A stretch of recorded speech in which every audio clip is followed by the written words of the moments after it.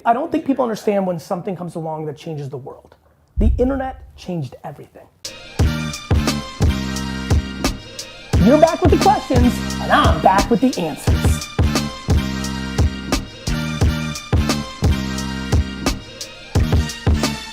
Hey everybody, and welcome to the Ask GaryVee Show, episode 333, as we are now here in 2022. My man Seth is gonna ask the questions. This is an NFT edition. First, I just wanna say thank you to everybody for all the interactions, the DMs, the comments, the incredible amount of chatter in the VeeFriends Discord, on Twitter these days, Instagram DMs, TikTok, and everything else, the community, the 212-931-5731 text platform. It just feels incredibly special to be at the halfway point of my life and be in this place. And obviously the NFT thing, so many questions. And I thought, you know what? It's time to bring back the Ask GaryVee show anyway. Except the last time we did it was February 2020. So 2 years. So we're looking to get this back regularly. So let's get into the show. Chris Lynham asks, would you treat minting a project the same way as you would with content creation? Just do it, even if it isn't fancy, with hostage lighting if that's what it takes? Or would you be more methodical? That's a great question. You know, VeeFriends famously gets shit on because my art doodling skills are not what people consider phenomenal. I argue that Andy Warhol and Jackson Pollock were considered shit too, and that the storytelling and the narrative, art is in the eye of the beholder. You know, the standards of the projects that are coming out right now are incredibly beautiful, both from one-of-one artists and incredible graphic designers in the Web3 realm on the generative and non-generative projects. There's these different projects that are not just like a beautiful image of an animal with like just rad. They're just unique, they're a little bit different. You can win on stick figures. You can win on dots. Damien Hirst is dots. I think what matters is you can't think of NFT projects the way of social media because an NFT project is the thing. I think of VeeFriends like I think of GaryVee, not the way I think of a single post on TikTok. This is your whole reputation on the line. Like, what are you gonna abandon it when it didn't do well? So for all the people that paid $500 for an NFT and now it's zero, you're just gonna go on to the next thing? That's very different than putting out a piece of content that might have not done well. That didn't cost anything to anybody on the other side. I'm in a really tough spot now. People are paying hundreds of thousands of dollars on the secondary market. I feel pressure. I'm gonna spend the next 45 years of my career trying to make sure there's demand on these original tokens.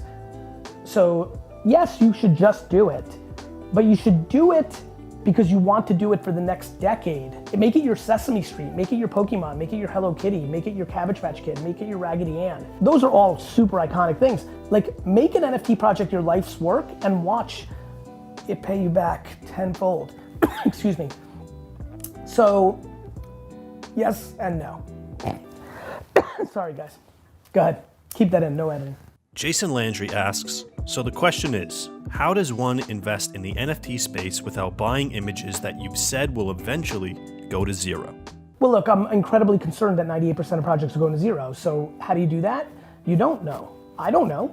I've bought many collectibles that haven't done it well, and I've got a good track record of doing well. My good track record is I wait for 30 or 60 days to watch something, or sometimes 2-3 years. I watched sports cards for a year before I decided to say, I think it's about to explode. So I think that you have to watch things. I think too many people try to mint at the lowest cost, but then you're completely gambling.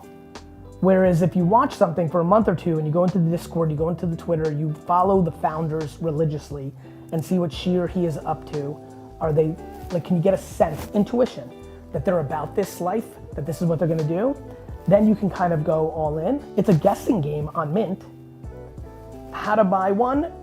I think watching the market and jumping in and paying double or triple the mint, AKA to put it in US dollars instead of Ethereum, paying $900 instead of $300, but you've seen the steam, you see the passion in the community, you see they're not there to just flip, they wanna hold, they wanna be part of the narrative of developing this lizard or this unicorn or the wizards or the game or the small brains. Like, if they're there for it, you see what we call diamond hands. There's people there to hold, not to just flip, because then you're just stuck. If everyone's there to flip, well then it can collapse like Beanie Babies. But if it's iconic, like stuffed animals, stiff bears for hundreds of years, so you gotta look for, people buy a stiff to put on their shelf and look at for 50 years. People bought Beanie Babies because they thought they'd buy for 5 and sell for 15. Right now, that's what's happening in NFT land, which is why so many are gonna collapse. The only way to avoid that is to watch the people that are in it for life. I'm in it for life, and I think others are too, and that's why I'm looking for it. Stosh Striker asks, what do you think is the biggest weakness in the NFT space right now and in the near future? Striker, I think the biggest weakness is greed. I mean, we used to talk about provenance in this space. We used to talk about, like how it would change, the way we interacted. But right now it's just a complete tornado of day trading. What happened with internet stocks? At first we're like the internet, and like internet companies were evaluated very specifically, and then everybody started day trading because the internet came out itself and internet stocks were there. And that's because they were trading on it without fundamentals. Right now we have people buying $20,000 pictures that they own. I don't think it's right click and save and all that bullshit. They own it. The problem is I don't think the founders are gonna be able to keep up demand for 20 years. Thus they'll go down. And I think that's 98% of the projects. The biggest vulnerability is greed and lack of creativity.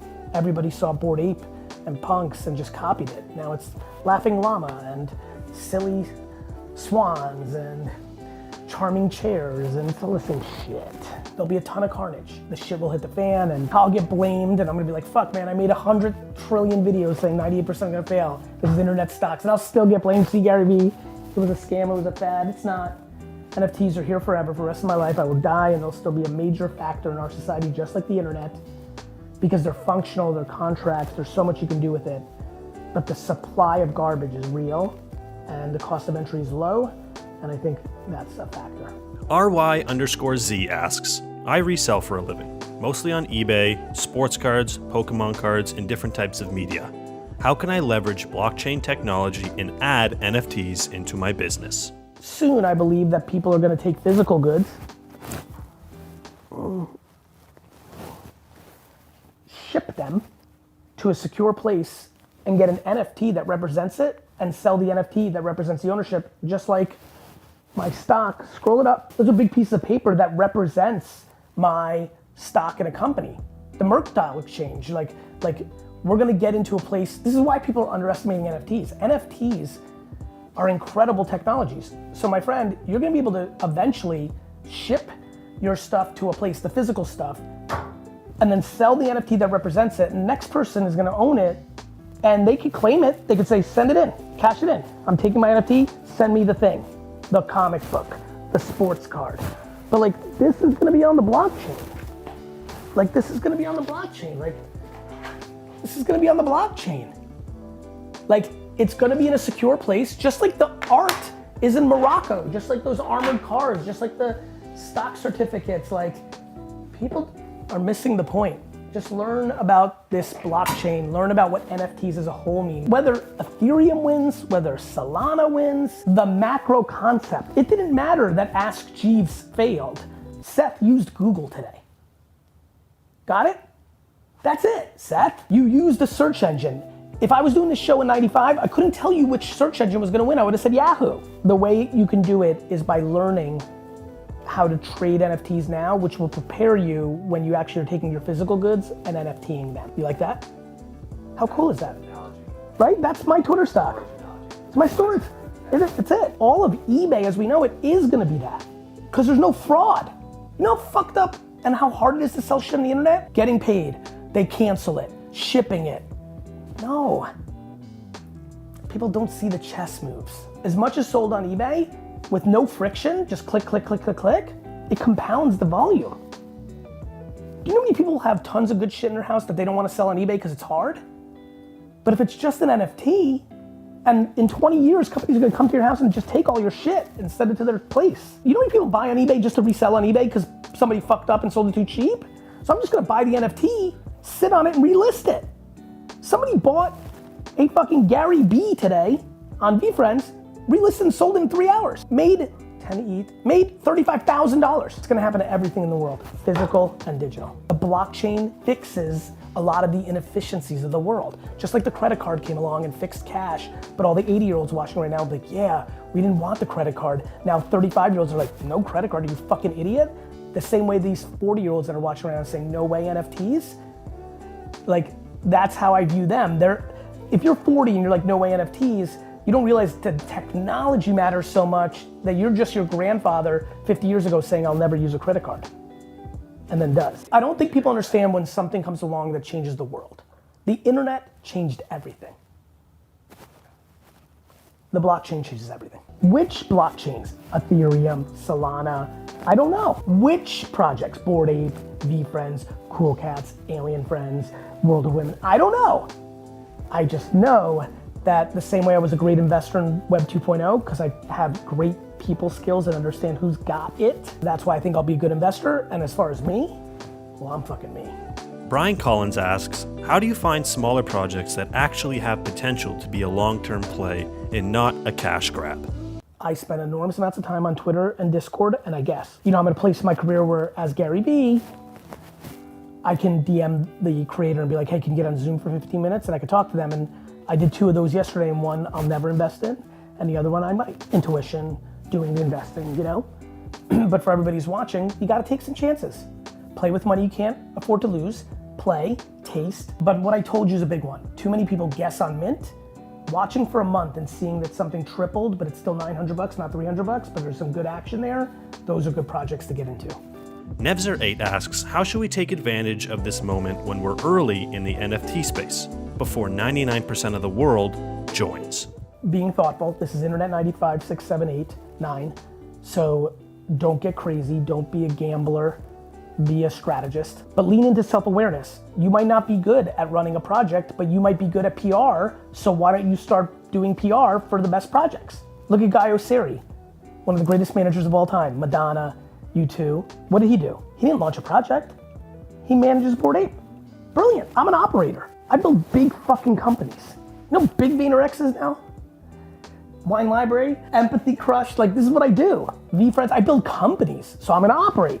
But you might be a designer and you know that you can design rad shit, but you need to find a partner who's a promoter to create demand. You know how many artists are hitting me up like, what do I do, Gary? I'm like, you create demand. They're like, I don't know how. I'm like, that's why there used to be, and there still is, and there should be, art galleries. They create the demand. That's why you give up 50% of your action to them. All these people are like, I'm gonna keep all the action. I'm like, you don't know how to create demand. And so what do? You're gonna pay some influencers to tweet? These influencers are losing their fucking reputations behind the scenes. Couldn't pay me $40 trillion to promote a fucking project. Crypto Wasteland asks, what are some utilities that you'd like to see projects provide their holders in the coming years? Everything. Free physical goods instead of just free NFTs, right? Kind of like what I'm doing with GiftGoat. Access to parties, percentages of royalties and other things. You can do anything. They're just contracts. I've thought about buying an island and calling it VFriends Island. Like the Richard Branson thing. And if you're a VFriends holder, you can come. And if not, you can't. It's cool. You can do anything. Look at what I'm doing with, Flyfish Club. The token is the membership club. You used to pay $12,000 a month for one-time fee and then monthly fees for a country club. But now it's a token. So now you can go, enjoy it, maybe you move, and you sell it for a profit. It's an asset. People are underestimating the technology. You are underestimating technology. It's not right click and save. I can make pretend I own this building. I own this building, I take a picture. More people fake on pictures than they do on blockchain. You're underestimating technology because you're in a point in your life right now where you just don't want to do the 50 hours of homework, and I respect that. And you don't have to. I underestimate technologies all the time. But if you're watching this show, you probably are either curious or in it, and continued homework, education is what's gonna get you to where you need to go to. But me included, and everybody else at the tippy tops of this game, we are all underestimating this. As right as I was about the internet, I underestimated it. I definitely didn't think in 1995 that I would press a button on a mobile device and have a car sitting there for me in 2 seconds. I just didn't. I didn't see people renting out their houses instead of hotels. When big technologies come, crazy shit happens. Crazy shit's about to happen. For the cynics, your points are well taken. Too much greed, too much short behavior. People are gonna get smashed, like they did on Beanie Babies. Beanie Babies getting smashed doesn't mean that stuffed animals got smashed. It's one of the biggest economies in the, going. It's insane how much success stuffed animals have in our society. And so the next one comes along. NFTs are stuffed animals. The individual projects, time will tell on who's going to win, but I hope there's a lot of people out there like me that realize, back to the first question, if you fail, your reputation is ruined forever. And if that's not a motivator, I don't know what the fuck is. Thanks for listening and watching to Ask Gary Vee, episode 333. 334 is gonna be soon because I'm back and doing this. I know I've been doing a ton of NFT stuff since it's new year. We'll do some other stuff. Look for my Twitter where I tweet out the questions. That is where we do it. You ask the questions on Twitter, we bring it in, Seth asks it, and we fucking answer it. Ask Gary Vee Show 333 in the bag.